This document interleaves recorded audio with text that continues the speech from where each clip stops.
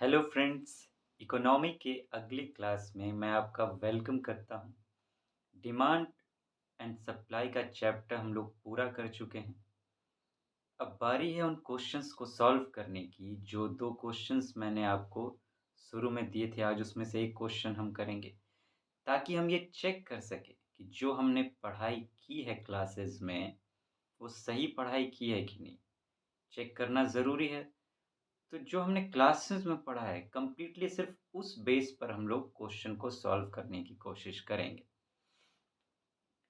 तो ये पहला क्वेश्चन था जो मैंने आपको दिया था, आप इसे देखिए।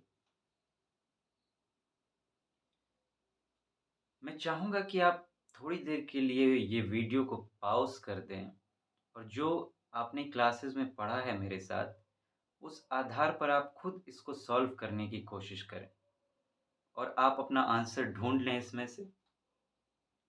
सिर्फ़ क्लासेस के आधार पर ही ढूँढने की कोशिश कीजिएगा। अगर आपको पहले से आता है तो उस आधार पर नहीं जाइएगा, क्योंकि आपको चेक करना है कि जो आपने मेरे साथ पढ़ा है वो सही पढ़ा है या नहीं। चेक करना बहुत ज़रूरी है। तो उस आधार पर आप सॉल्व करने की कोशिश करें। अब आइए हम लोग आपस में मिल के सॉल्व करने की कोशिश करते हैं।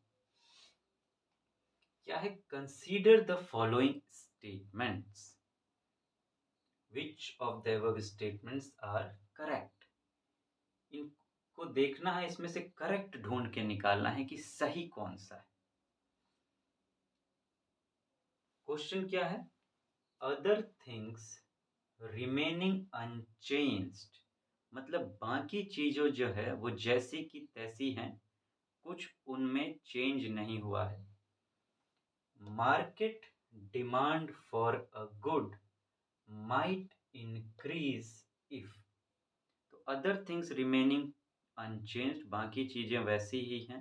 इस कंडीशन में market demand for a good might increase, मतलब एक गुड के लिए मार्केट में जो डिमांड है वो बढ़ सकती है। इफ, अब कुछ कंडीशंस हैं कि किन कंडीशंस में डिमांड बढ़ सकती है। Price of it's substitute increases, कि एक गुड है, market demand for a good, एक गुड है, इसका एक सब्स्टिट्यूट है। एक सब्स्टिट्यूट है। जब हमने, याद होगा, हमने सब्स्टिट्यूटरी गुड्स पर बात की थी।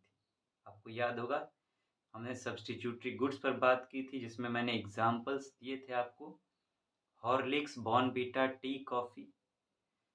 तो आप उसको याद करने की कोशिश कीजिए। क्या कह रहा है कि एक गुड, मान लीजिए ये गुड है हॉर्लिक्स, तो कह रहा है हॉर्लिक्स का जो मार्केट डिमांड है बढ़ सकता है अगर प्राइस ऑफ इट्स सब्स्टिट्यूट, उसका जो सब्स्टिट्यूट है यानी कि बॉर्नवीटा, वो उसका कीमत जो है वो बढ़ जाए। तो आप बताइए, मैंने कहा था सब्स्टिट्यूट में, मैंने आपको बताया था कि डिमांड जो है वो कैसे, किस तरह से मूव करेगा। मैंने आपको रूल बताया था सब्स्टिट्यूटरी गुड्स का कि दो चीज़ें अगर एक समान हैं और एक को दूसरे के बदले यूज़ किया जा सकता है, सब्स्टिट्यूटरी गुड्स वही होते हैं। तो अगर एक चीज़ की कीमत बढ़ गई तो दूसरे की डिमांड बढ़ जाएगी। कि एक फैमिली में हॉर्लिक्स आ रहा था, अब हॉर्लिक्स आ रहा था, या नहीं, एक फैमिली में ही है क्या, क्योंकि हमने इसको हॉर्लिक्स माना है, इसको बॉर्नवीटा माना है। तो एक फैमिली में बॉर्नवीटा आ रहा था, अब बॉर्नवीटा की कीमत बढ़ गई, तो फैमिली क्या डिसाइड करेगी, चलिए हॉर्लिक्स पी लेते हैं, क्योंकि इसकी कीमत बढ़ गई है, हम उतनी कीमत अफ़ोर्ड नहीं कर सकते। ये मैं, आप उस लेक्चर को याद करने की कोशिश कीजिए, या एक बार वापस, अगर आपको याद ना आ रहा हो तो वापस उस लेक्चर पर जाइए, सब्स्टिट्यूटरी गुड का जो मेरा लेक्चर है, और देखिए कि आप इस स्टेटमेंट से इसको पकड़ पाते हैं कि नहीं। तो अगर उस पे देखें तो ये स्टेटमेंट सही है कि प्राइस अगर सब्स्टिट्यूट का इंक्रीज़ हो जाएगा तो डिमांड जो है उस गुड का वो बढ़ जाएगा। दूसरा देखते हैं, price of its complement increases. एक गुड है, अगर उसका कोई कॉम्प्लीमेंट है, उसका प्राइस अगर इंक्रीज किया तो ये कह रहा है कि डिमांड बढ़ेगा। कॉम्प्लीमेंट्री गुड्स का लेक्चर याद करने की कोशिश कीजिए। मैंने आपको एग्जांपल्स दिए थे बैडमिंटन और कॉर्क के, टी और शुगर के, और मैंने पेन और इंक भी बोला था उसमें, लिखा नहीं था लेकिन बोला था। तो अब कहिए बैडमिंटन और कॉर्क ये एक दूसरे का कॉम्प्लीमेंट्री गुड है।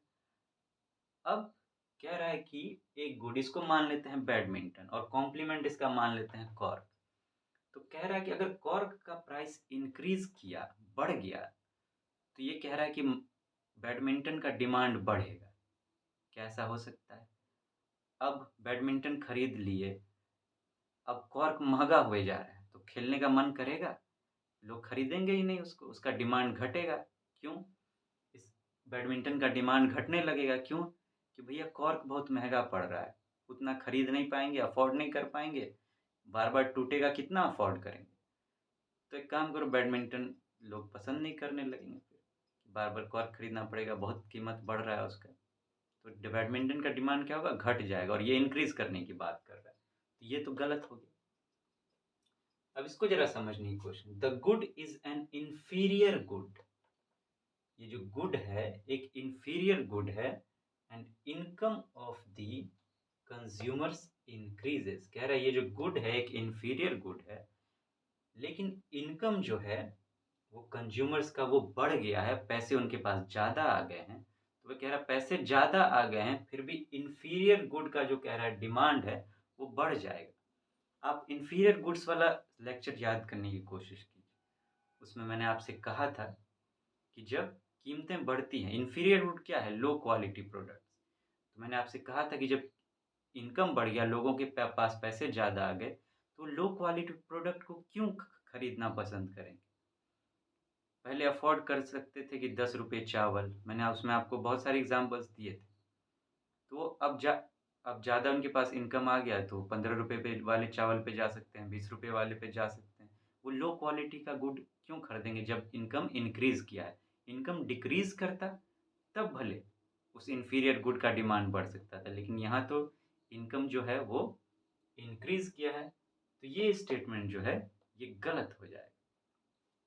अब ये देखते हैं, इट्स प्राइस फॉल्स। ये तो बड़ा सिंपल है, इट्स प्राइस। चीज़ें अगर घट गई, आप कुछ डिमांड कर रहे थे, अब उसकी कीमत घट गई, कीमत घट गई तो आप ज़्यादा डिम क्योंकि अब आपके पास, अब मान लीजिए 10 रुपये में एक आम आप खरीद रहे थे, ठीक? अब पता चला कि आम की कीमत घट गई, अब 5 रुपये में एक आम मिल रहा है।